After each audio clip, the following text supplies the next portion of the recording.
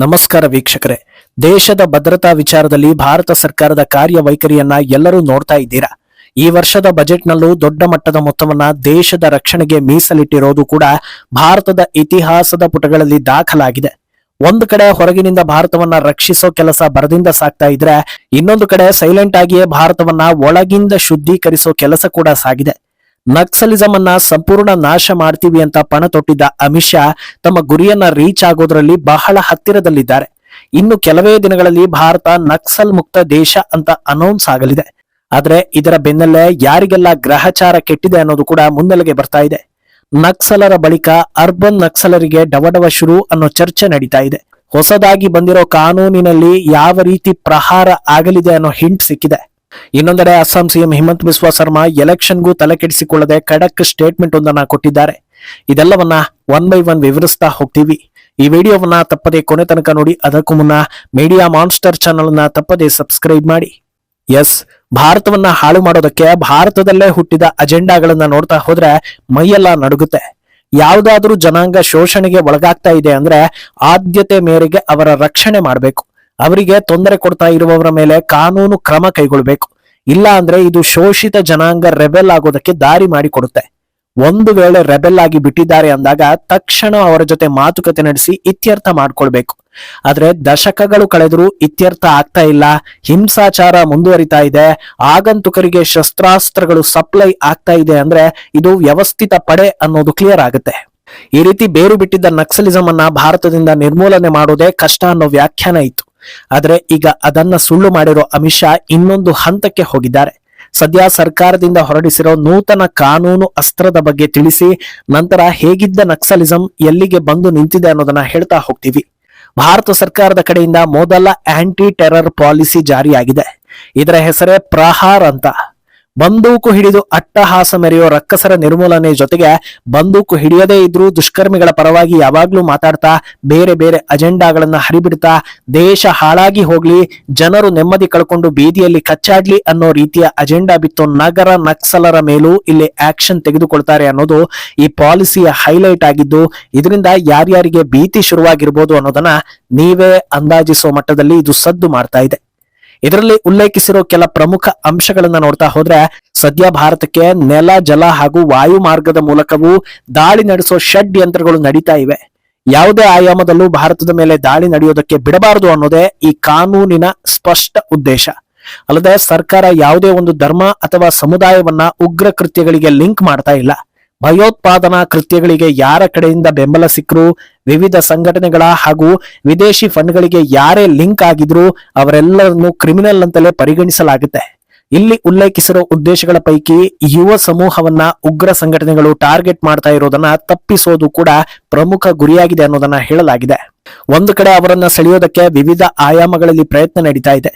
ಬಡತನ ಇನ್ನೊಂದು ಮತ್ತೊಂದು ಕಾರಣ ಕೊಟ್ಟು ಅವರನ್ನ ಸೆಳೆದು ತಮ್ಮ ಉಗ್ರ ಕೃತ್ಯಕ್ಕೆ ಬಳಸಿಕೊಳ್ತಾ ಇದ್ದಾರೆ. ಇದು ಸಂಘಟನೆಗಳ ಕಡೆಯಿಂದ ನೇರವಾಗಿ ಆಗ್ತಾ ಇದ್ರೆ, ಇನ್ನೊಂದು ಕಡೆಯಲ್ಲಿ ಕೆಲ ಸ್ವಯಂ ಘೋಷಿತ ಅತಿ ಬುದ್ಧಿವಂತರು ಉಗ್ರರನ್ನ ಅಯ್ಯೋ ಪಾಪ ಅವರೂ ಮನುಷ್ಯರೇ, ಅವರ ಜೀವನ ಹಾಗಿದ್ದಿದ್ರಿಂದ ಹೀಗಾಗಿ ಬಿಟ್ರು, ಅವರಿಗೂ ಫ್ಯಾಮಿಲಿ ಇದೆ ಅಂತ ಗೋಳಾಡೋದು, ಯುವಕರ ಹಾದಿ ತಪ್ಪಿಸೋದಕ್ಕೆ ಉಗ್ರ ಕೃತ್ಯ ಮಾಡುವವರನ್ನ ಹಕ್ಕಿಗಾಗಿ ಹೋರಾಟ ಮಾಡ್ತಾ ಇದ್ರು, ಅದರಲ್ಲಿ ತಪ್ಪೇನಿದೆ ಅಂತ ಹೊಸ ಬಣ್ಣ ಹಚ್ಚಿ ಇನ್ನಷ್ಟು ಜನರನ್ನ ದೇಶ ವಿರೋಧಿ ಕೃತ್ಯಗಳಿಗೆ ಪ್ರೇರೇಪಿಸೋದು, ಸತ್ಯವನ್ನ ಮುಚ್ಚಿಟ್ಟು ತಮಗೆ ಎಷ್ಟು ಬೇಕೋ ಅಷ್ಟು ವಿಚಾರವನ್ನ ಮಾತ್ರ ಎತ್ಕೊಂಡು ಜನರ ನಡುವೆ ಅದನ್ನ ಹರಿಬಿಟ್ಟು ಜನರಲ್ಲಿ ಗೊಂದಲವನ್ನ ಸೃಷ್ಟಿಸೋದು, ಆಗಾಗ ಯಾವ್ದಾದ್ರೂ ಒಂದು ವಿಚಾರವನ್ನ ಏಕಕಾಲಕ್ಕೆ ತಮ್ಮ ಸೋಷಿಯಲ್ ಮೀಡಿಯಾಗಳಲ್ಲಿ ಹರಿಬಿಟ್ಟು ತಮ್ಮ ಭಾರತ ವಿರೋಧಿ ಎಕೋಸಿಸ್ಟಮ್ ನಲ್ಲಿ ಬರೋ ಎಲ್ಲಾ ಅಸಹ್ಯಗಳ ಕೈಯಲ್ಲಿ ಲೈಕು, ಕಮೆಂಟು, ಶೇರ್ ಮಾಡಿಸಿಕೊಂಡು ಸೇನೆಯನ್ನ, ದೇಶವನ್ನ, ಸಂವಿಧಾನವನ್ನ ಅವಹೇಳನ ಮಾಡೋದು, ಕೊನೆಗೆ ಇದೆಲ್ಲದರಿಂದ ಬಚಾವಾಗೋದಕ್ಕೆ ಅಭಿಪ್ರಾಯಗಳನ್ನ ಹಂಚಿಕೊಳ್ಳೋದು ನಮ್ಮ ಹಕ್ಕು, ಅದಕ್ಕೆ ವಿರೋಧಿಸಿದ್ರೆ ಅದು ಪ್ರಜಾಪ್ರಭುತ್ವದ ಮೇಲಿನ ದಾಳಿ ಅಂತ ಹೇಳಿ ಅಡಗಿ ಕೂರೋದು, ಇದೆಲ್ಲದರ ಮೇಲೂ ಕಾನೂನು ಅಸ್ತ್ರ ಪ್ರಯೋಗ ಆಗೋ ಸಾಧ್ಯತೆ ಇದೆ. ಇಷ್ಟು ವರ್ಷಗಳ ಕಾಲ ನಮ್ಮನ್ನ ಯಾರು ಕೇಳೋದಿಲ್ಲ ಅನ್ನೋ ಧೈರ್ಯದ ಮೇಲೆ ಇದೆಲ್ಲವನ್ನ ಮಾಡ್ತಾ ಇದ್ರು. ಆದ್ರೆ ಇನ್ ಮುಂದೆ ಪರೋಕ್ಷವಾಗಿ ದೇಶ ದ್ರೋಹದ ಕೆಲಸ ಮಾಡಿದ್ರು, ಅತ್ತರೂ ಸತ್ತರೂ ಯಾರು ಕೇಳೋದಿಲ್ಲ ಅನ್ನೋ ಚರ್ಚೆ ಶುರುವಾಗಿದೆ. ಕಳೆದ ಕೆಲವು ವರ್ಷಗಳಿಂದ ಭಾರತದಲ್ಲಿ ನಕ್ಸಲಿಸಂ ವಿರುದ್ಧ ದೊಡ್ಡ ಸಮರ ನಡೀತಾ ಇದೆ. ಪ್ರತಿ ಸಲದಂತೆ ಬನ್ನಿ ಬಂದೂಕು ಕೆಳಗಿಡಿ, ಎಲ್ಲರೂ ಸುಖವಾಗಿ ಬದುಕೋಣ, ಶಾಂತಿ ಸೌಹಾರ್ದತೆಯಿಂದ ಬಾಳೋಣ, ಎಲ್ಲರೊಳಗೊಂದಾಗೋಣ ಅಂತ ಬಣ್ಣ ಬಣ್ಣದ ಮಾತುಗಳನ್ನ ಆಡದೆ ಅಮಿತ್ ಶಾ ಲಾಸ್ಟ್ ವಾರ್ನಿಂಗ್ ಕೊಟ್ಟಿದ್ರು. ಬಂದೂಕು ಕೆಳಗಿಟ್ಟು ಶರಣಾಗ್ತೀರಾ ಅಂದ್ರೆ ಹೊಸ ಬದುಕು ಕಟ್ಕೊಳ್ಳೋದಕ್ಕೆ ಸರ್ಕಾರ ಸಹಾಯ ಮಾಡುತ್ತೆ. ಇಲ್ಲ ನಾವು ಶರಣಾಗೋದೇ ಇಲ್ಲ ಅಂತ ಹೇಳಿದ್ರೆ ಎನ್ಕೌಂಟರ್ ಒಂದೇ ಆಪ್ಷನ್ ಇರೋದು ಅಂತ ನೇರವಾಗಿ ಹೇಳಿದ್ರು. ಆರಂಭದಲ್ಲಿ ಇದನ್ನ ಸೀರಿಯಸ್ ಆಗಿ ತೆಗೆದುಕೊಳ್ಳದವರು ಸೀದಾ ಗೋರಿ ಸೇರಿದ್ರು. ಇದನ್ನ ನೋಡಿ ಈ ಸರ್ಕಾರ ಇಂಥ ವಿಚಾರದಲ್ಲಿ ಜೋಕ್ ಮಾಡ್ತಾ ಇಲ್ಲ ಅನ್ನೋದನ್ನ ಮನಗಂಡವರು ಶರಣಾದ್ರು.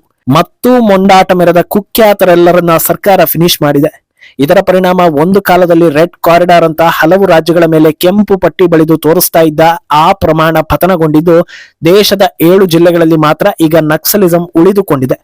ಮಾರ್ಚ್ ಅಂತ್ಯದೊಳಗೆ ಭಾರತವನ್ನ ನಕ್ಸಲ್ ಮುಕ್ತ ಮಾಡೇ ಮಾಡ್ತೀವಿ ಅಂತ ಶಾ ಶಪಥಗೈದಿರೋದ್ರಿಂದ ಇನ್ನೊಂದು ತಿಂಗಳಲ್ಲಿ ಶುದ್ಧೀಕರಣ ಕಂಪ್ಲೀಟ್ ಆಗೋ ಸಾಧ್ಯತೆ ಇದೆ. ದಶಕಗಳಿಂದ ಆಕ್ಟಿವ್ ಆಗಿದ್ದ ಈ ನಕ್ಸಲಿಸಂ ಅತ್ಯಂತ ದೊಡ್ಡ ಮಟ್ಟದಲ್ಲಿ ದೇಶಕ್ಕೆ ಕಂಟಕ ಅನ್ನೋ ರೀತಿ ಕಾಣಿಸಿದ್ದು 2009-10 ಕಾಲಘಟ್ಟದಲ್ಲಿ. ಮಾಜಿ ಪ್ರಧಾನಿ ಮನಮೋಹನ್ ಸಿಂಗ್ ಕೂಡ ನಕ್ಸಲ್ವಾದ ದೇಶಕ್ಕೆ ಮಾರಕ ಅಂತ ಬಾಯಿ ಬಿಟ್ಟು ಹೇಳೋ ಮಟ್ಟಿಗೆ ಇದು ದೊಡ್ಡ ಮಟ್ಟದ ಸಮಸ್ಯೆಯನ್ನ ತಂದೊಡ್ಡಿತ್ತು. 2010 ಒಂದೇ ವರ್ಷದಲ್ಲಿ ಭಾರತದಲ್ಲಿ ನಡೆದ ನಕ್ಸಲ್ ಸಂಬಂಧಿತ ಘಟನೆಗಳು ಬರೋಬ್ಬರಿ 1936. ಆ ವರ್ಷ ಮೃತಪಟ್ಟವರ ಸಂಖ್ಯೆ 1000ಕ್ಕೂ ಹೆಚ್ಚು. ಇದರಲ್ಲಿ ಭದ್ರತಾ ಪಡೆಗಳು, ಅಧಿಕಾರಿಗಳು ಅಷ್ಟೇ ಯಾಕೆ ಜನಸಾಮಾನ್ಯರು ಕೂಡ ಇದ್ರು. ಆದ್ರೆ ಅಲ್ಲಿಂದ 2024 ಹೊತ್ತಿಗೆ ಹೋಲಿಕೆ ಮಾಡಿದ್ರೆ ಯಾವ ಪ್ರಮಾಣದಲ್ಲಿ ನಕ್ಸಲ್ ಚಟುವಟಿಕೆ ಅಂತ್ಯವಾಯಿತು ಅನ್ನೋದಕ್ಕೆ ಉತ್ತರ ಸಿಗುತ್ತೆ. 2024ರಲ್ಲಿ ನಡೆದಿದ್ದ ನಕ್ಸಲ್ ಚಟುವಟಿಕೆಗಳ ಸಂಖ್ಯೆ 374, ಬರೋಬ್ಬರಿ 81% ತಗ್ಗಿತ್ತು. 1000 ದಾಟಿದ್ದ ಸಾವಿನ ಸಂಖ್ಯೆ 2024ರಲ್ಲಿ 150ಕ್ಕೆ ಬಂದಿತ್ತು, ಬರೋಬ್ಬರಿ 85% ತಗ್ಗಿತ್ತು. ಪ್ರಸ್ತುತ ನಕ್ಸಲ್ ಚಟುವಟಿಕೆಗಳಿಂದಾಗೋ ಪ್ರಾಣಹಾನಿ 100ರ ಒಳಗೆ ಇಳಿದಿದೆ. ಇನ್ನು ಮುಂಚೆ 36 ಜಿಲ್ಲೆಗಳನ್ನ ಅತ್ಯಂತ ನಕ್ಸಲ್ ಬಾಧಿತ ಜಿಲ್ಲೆಗಳು ಅಂತ ಗುರುತಿಸಲಾಗ್ತಾ ಇತ್ತು. ಆದ್ರೆ ಈಗ ಆ ಸಂಖ್ಯೆ 6ರಿಂದ 7ಕ್ಕೆ ಬಂದು ನಿಂತಿದೆ.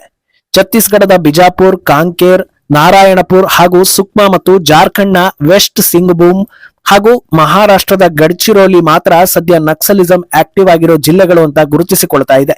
2015ರಿಂದ 2025ರ ಅವಧಿಯಲ್ಲಿ ಬರೋಬ್ಬರಿ 10,000 ನಕ್ಸಲರ ಮೇಲೆ ಆಕ್ಷನ್ ತೆಗೆದುಕೊಳ್ಳಲಾಗಿದೆ.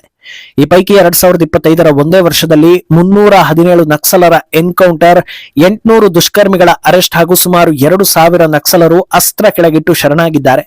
ಆದ್ರಿಂದ ಇನ್ನು ಕೆಲವೇ ದಿನಗಳಲ್ಲಿ ಈ ಮಿಷನ್ ಕಂಪ್ಲೀಟ್ ಆಗೋದು ಗ್ಯಾರಂಟಿ. ಇನ್ನೊಂದೆಡೆ ಖಡಕ್ ಆಡಳಿತದ ಮೂಲಕ ಹೆಸರು ಮಾಡಿರೋ ಅಸ್ಸಾಂ ಸಿಎಂ ಹಿಮಂತ್ ಬಿಸ್ವಾ ಸರ್ಮಾ ಕೂಡ ಪವರ್ಫುಲ್ ಸ್ಟೇಟ್ಮೆಂಟ್ ಒಂದನ್ನು ನೀಡಿದ್ದಾರೆ. ಮಾಧ್ಯಮ ಸಂದರ್ಶನವೊಂದರಲ್ಲಿ ಮಾತನಾಡುವ ಅವರು, ಈಗಾಗಲೇ ನಾವು ಪಾಲಿಗಮಿ ಅಂದ್ರೆ ಬಹುಪತ್ನಿತ್ವಕ್ಕೆ ನಿಷೇಧ ಹೇರಿದ್ದೇವೆ. ಒಂದೇ ಹೆಂಡತಿ ಜೊತೆಗೆ ನೆಮ್ಮದಿಯ ಜೀವನ ನಡೆಸಬೇಕು ಅನ್ನೋದನ್ನ ಕಡ್ಡಾಯ ಮಾಡಿದ್ದೀವಿ. ಮುಂದಿನ ಬಾರಿಗೆ ಅಧಿಕಾರಕ್ಕೆ ಬರ್ತಾ ಇದ್ದ ಹಾಗೆ 3 ಮಕ್ಕಳಿಗಿಂತ ಹೆಚ್ಚು ಮಕ್ಕಳಿದ್ರೆ ಸರ್ಕಾರದ ಯಾವುದೇ ಸ್ಕೀಮ್ ಸಿಗೋದಿಲ್ಲ ಅನ್ನೋದನ್ನ ಕಡ್ಡಾಯ ಮಾಡ್ತೀವಿ. ಯಾವ ಮುಲಾಜು ಇಲ್ಲ ಅನ್ನೋದನ್ನ ಹೇಳಿದ್ದಾರೆ. ಎಲೆಕ್ಷನ್ ಹೊಸ್ತಿಲಲ್ಲೇ ಈ ಮಾತನ್ನ ಹೇಳೋದಕ್ಕೆ ನಿಜಕ್ಕೂ ಗಟ್ಸ್ ಬೇಕು ಅನ್ನೋ ರೀತಿಯಲ್ಲಿ ಇದು ಚರ್ಚೆ ಆಗ್ತಾ ಇದೆ. ಅಂದಹಾಗೆ ಅಸ್ಸಾಂ ಅತ್ಯಂತ ದೊಡ್ಡ ಮಟ್ಟದ ಡೆಮೋಗ್ರಫಿ ಚೇಂಜ್ ಅನುಭವಿಸ್ತಾ ಇರೋದ್ರಿಂದ ಇಂಥ ಕಾನೂನುಗಳು ರಾಜ್ಯಕ್ಕೆ ಪೂರಕ ಅಂತಲೇ ಗುರುತಿಸಿಕೊಳ್ತಾ ಇದೆ. ಅಲ್ಲದೆ ಈ ಮಾತನ್ನ ಹೇಳಿದ ಬಳಿಕ ಬಿಸ್ವಾ ಸೆಕ್ಯುಲಾರ್ ವ್ಯಕ್ತಿಗಳಿಂದ ನನಗೆ ಯಾವುದೇ ರೀತಿಯ ಎಫೆಕ್ಟ್ ಆಗೋದಿಲ್ಲ, ನಾನು ಹೇಳಿದ್ದನ್ನ ಮಾಡಿಯೇ ಮಾಡ್ತೀನಿ ಅಂತ ಸವಾಲ್ ಹಾಕಿದ್ದಾರೆ.